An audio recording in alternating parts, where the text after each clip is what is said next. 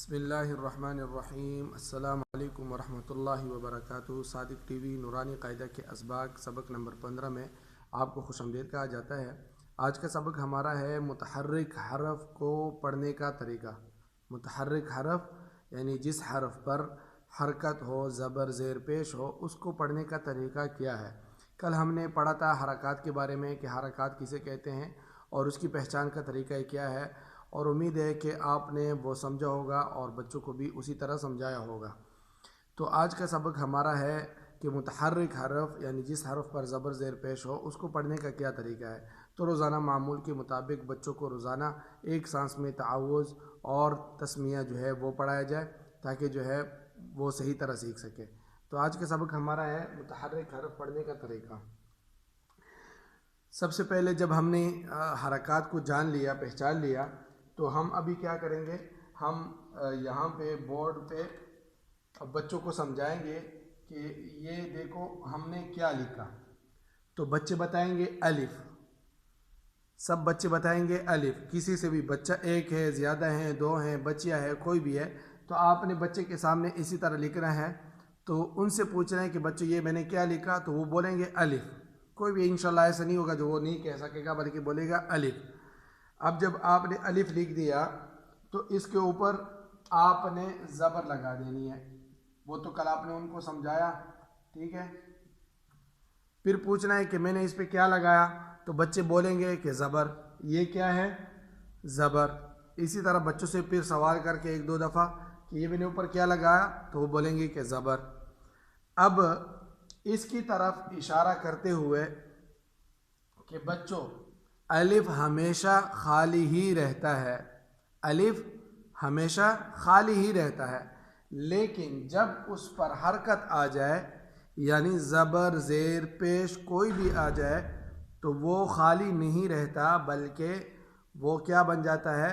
متحرک بن جاتا ہے، اور پھر الف الف نہیں رہتا، اس کو حمزہ کہا جاتا ہے، اس کو حمزہ کہا جاتا ہے، حمزہ بولا جاتا ہے۔ تو یہ آپ نے سکھانا ہے۔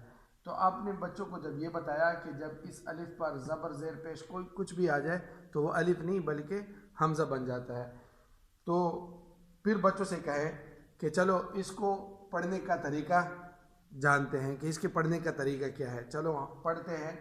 حمزہ زبر، اس کو آپ نے اس طرح پڑھنا ہے، حمزہ حمزہ زبر، یہ دیکھو حمزہ زبر آ، حمزہ زبر آ، حمزہ زبر آ۔ اس طرح آپ نے بچوں کو سمجھانا ہے کہ اس کو ملا کر پڑھنے کا طریقہ کیا ہے، یہ ہے حمزہ زبر آ۔ اب کئی مرتبہ کئی بچوں سے آپ نے اس طرح سوال کرنا ہے کہ اس کو ملا کر پڑھنے کا طریقہ کیا ہے، اس کو ملا کر کیسے پڑھیں گے، اس کو کیسے پڑھا جاتا ہے ملا کر۔ اسی طرح کئی اینگل سے، کئی طریقے سے آپ نے بچوں سے سوال کر کے یہ بات ان کی ذہن نشین کرا دینی ہے کہ الف پہ جب حرکت آ جائے تو وہ الف نہیں رہتا بلکہ حمزہ بن جاتا ہے، اور اس کو پڑھنے کا طریقہ اور ملا کر پڑھنے کا طریقہ حرکت کے ساتھ ایسا ہے۔ تو جب یہ ان کو ذہن نشین ہو گیا تو آپ نے باقی حروف کو بھی اسی انداز سے سمجھانا ہے۔ پھر اس کے بعد با لکھ دی، تا لکھ دیا، ثا لکھ دیا، کوئی بھی حرف جو آگے آتا جائے گا اس پر حرف لگاتے جائیں اور اس کو جو ہے سمجھاتے جائیں۔ اچھا، یہاں پہ جو میں نے ایک بات کہنی تھی، میں نے نیچے لکھی تھی تاکہ میں بھول نہ سکوں، کہ قاعدہ کے اختلاف۔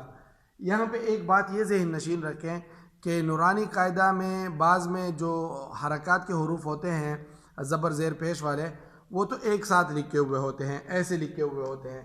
یہ مثال کے طور پر حمزہ زبر آ، حمزہ زیر ای، حمزہ پیش او، کسی قاعدے میں اس طرح لکھے ہوتے ہیں۔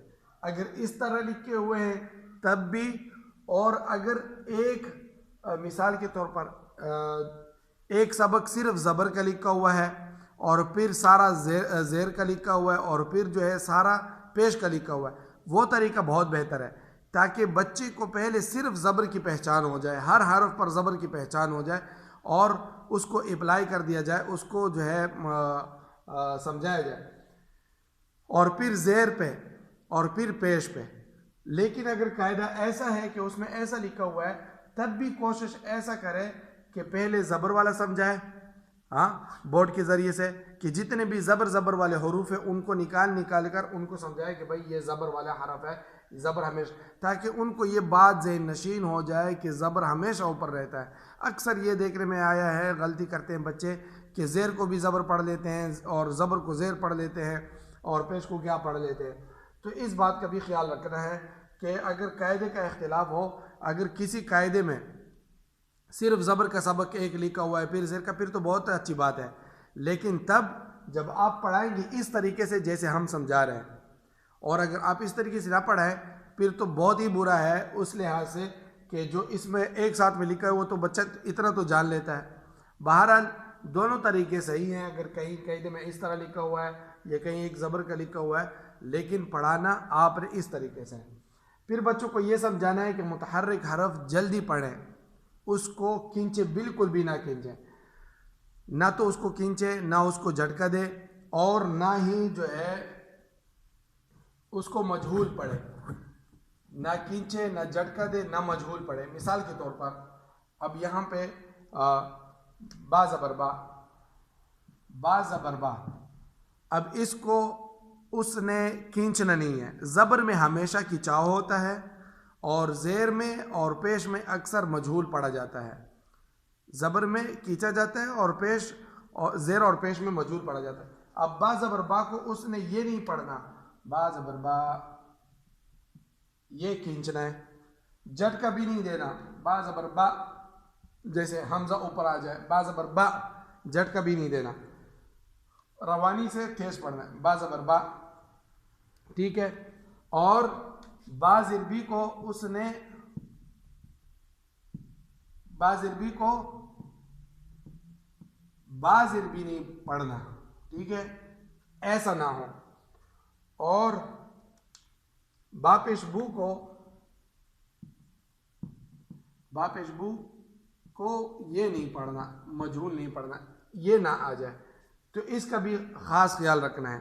اچھا بچوں کو سمجھانے کا جو صحیح طریقہ ہے کہ آپ ان کے لیے ہم آواز حروف، ہم آواز جو آواز میں ایک جیسے ہیں یا جگہ میں ایک جیسے ہیں، مخرج کے قریب ایک جیسے ہیں، جیسے ہم نے پہلے ان کو پڑھا ہے ہم آواز حروف، ان کو ایک ساتھ میں لکھ کر ان کو پہلے سمجھائیں تاکہ حرفوں کی ادائیگی بھی ان کی صحیح ہو اور زبر کی پہچان بھی ہو۔ مثال کے طور پر ہم آواز حروف میں ہم نے یہاں پہ لکھا حمزہ زبر ا، عین زبر ع، تو یہاں پہ ان کو مخرج بھی معلوم ہوگا اور حرفوں میں جو ہے پہچان بھی معلوم ہوگی۔ ح زبر ح، ہ زبر ہ، تو آپ نے اس کو دیکھنا ہے کہ بچہ کہاں سے یہ حرف جو ہے ادا کر رہا ہے اور کیسے پڑھ رہا ہے۔ اسی طرح ث زبر ث، سین زبر سا، صاد زبر صا، ث زبر تا، طا زبر طا، ذال زبر ذا، زا زبر زا، ضا زبر ضا، ضاد زبر ضا، قاف زبر قا، کاف زبر کا۔ یہ ہم آواز حروف اگر آپ اس طرح ان کو لکھ کر دیتے ہیں اور ان پر زبر سمجھا دیتے ہیں تو وہ بہت ہی بہترین ہوگا، بہت ہی اچھا ہوگا، جو بچوں کو بہت فائدہ دے گا۔